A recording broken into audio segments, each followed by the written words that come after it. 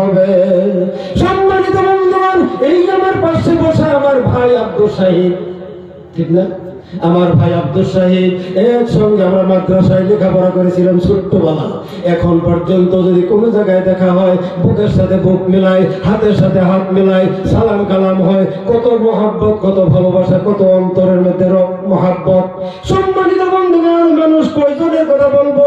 আমি তো আজকে সর্বঙ্গীন আপনাদেরকে ধন্যবাদ জ্ঞাপন করছি, কারণ এই মাহফিলে সবাই আমাকে চিনেন, আমার প্যান্ডেলের মধ্যে স্টেজে যারা বসে সবাই আমার চিনে, সবাই আমার বন্ধু, সবাই আমার সাথী ভাই। আজকে সবার নাম নিয়ে এখানে প্রচার করা সম্ভব না, সত্য কি?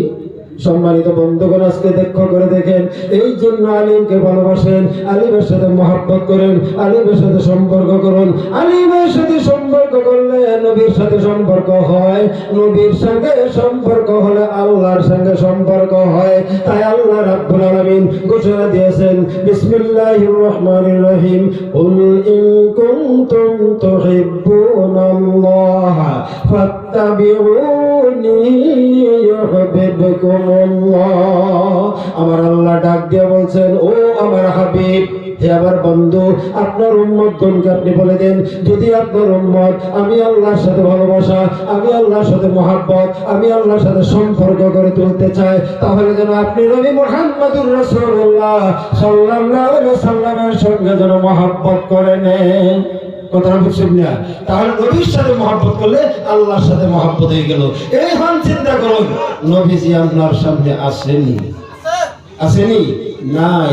নবীজি মদিনার জমিনে শুয়ে আছে। আহা, মদিনার জমিনে শুয়ে আছে। কিভাবে শুয়েছেন? যে নবীজি ইন্তেকাল করলেন সোমবার, মঙ্গলবার, বুধবার, সোমবার গেল, মঙ্গলবার গেল, বুধবার দিন গেল। ওই বুধবার দিন সমস্ত সাহাবায়ে কেরাম দৌড়ি আয়েশা আম্মা জান ফাতিমার কাছে, যে আয়েশার কাছে জিজ্ঞাসা করছিল, আম্মা জান আয়েশা, দয়ার নবীকে কোন জায়গায় শোয়ানো যায়? তার কিছুদিন আগে আম্মা জান আয়েশা নবীজির পুরো মুবারকের মধ্যে শুইয়া বলছিল, আয়েশা আমার মুখের দিকে তাকাও। নবীজির মুখ এইভাবে, আম্মা জান আয়েশার মুখ অন্য দিকে রাখে, কারণ 9 বছরের আয়েশা শর্মায়, বেড়ার লোকে শর্মায়। 6 বছর বিয়া, 3 বছর বাবার বাড়িতে রইল, 9 বছরের স্বামীর ঘরে গেল, নবীর পাশে গিয়া শর্মায়। নবী আমার ডাক দিয়া কয়, আয়েশা অন্য দিকে তাকালে হবে না, চোখকে চোখকে দেখো। এইবার আমার আয়েশা নিচের দিকে তাকাইলেন, নবী আমার তাকাইলেন, চোখকে চোখে চাইয়া বলছেন, আয়েশা গো, আমি নবী জীবন ভরা বহুত ঘুম ঘুমাইলাম গো। ও আয়েশা,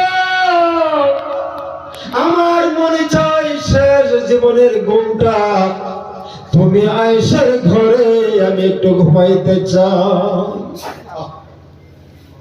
আম্মা জান আয়েশা সিদ্দিকা রাদিয়াল্লাহু তাআলা আনহা ধন্যবাদ মারহাবা বলে বলছিল, ইয়া রাসূলুল্লাহ, আপনি স্বামী হইয়া শেষ ঘুমটা আমার ঘরে ঘুমাইবেন, এতে আমার কোনো আপত্তি নয়, আমার তো ধন্যবাদ, আমার তো সৌভাগ্য।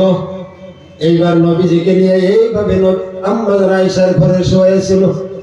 সম্মানিত বন্ধুগণ, আজকে সেই নবীর সঙ্গে ভালোবাসা, সেই নবীর মহব্বত অন্তরে রাখতে হবে। নবী দুনিয়ার জমিনে, মদিনার জমিনে নিচে শুয়ে রয়েছে, আপন চোখে দেখে আসলাম আপনাদের নেক দোয়ার বরকতে। আমার ভাইয়েরা, বন্ধুরা আমার, আগেই বলছিলাম নবীজির রওজাকে জিয়ারত করতে যান।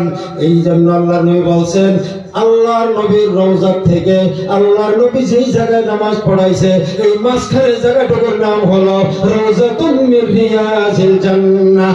এই রওজাতুন মিন রিয়াজিল জান্নাহর মাধ্যমে আল্লাহর যে কোনো বান্দা ওই জায়গার মাধ্যমে আল্লাহু আকবার বলে নামাজটুকু আদায় করবে, দয়ার নবী, মায়ার নবী সুপারিশ করে ওই লোকটাকে জান্নাতে নিয়ে যাবে। এই জন্য নবীর সাথে ভালোবাসা, নবীর সাথে মহব্বত করতে হলে এখন নবী আমাদের সামনে নাই, কার সাথে করা লাগবে? আলিম ওলামাদের সাথে। আলিম ওলামাদের সাথে বসুন, আলিম ওলামাদের সাথে খান, আলিম ওলামাদের সাথে চলাফেরা করুন। কাল হাসর প্রান্তরে মুসিবতের সময়, হাসরের ময়দানে যখন বিচারের কাতারতা আইন লাগবো, ওই সময় যখন আপনার আমার আমল নামার কিচ্ছু থাকবে না, আমাকে নিয়ে যাবে জাহান্নামের ফেরেশতা, হুকুম হয়ে যাবে। আমি পিছন দিকে একটু তাকাইব, দেখিনি আল্লাহ একটু দয়া হয়, মায়া হয়। এবং রব্বুল আলামিন ফেরেশতাকে ডাক দিয়ে বলে, ফেরেশতারে একটু দাঁড়াও, একটু দাঁড়াও, আমার বান্দা মাওলানা সাইদি সাহেবকে নিয়ে যাইও না, একটু দাঁড়াও। ফেরেশতা বলবে, আল্লাহ এক্ষুনি আপনি হুকুম করলেন নেওয়ার জন্য, আবার কেন আপনি বারণ করতেছেন?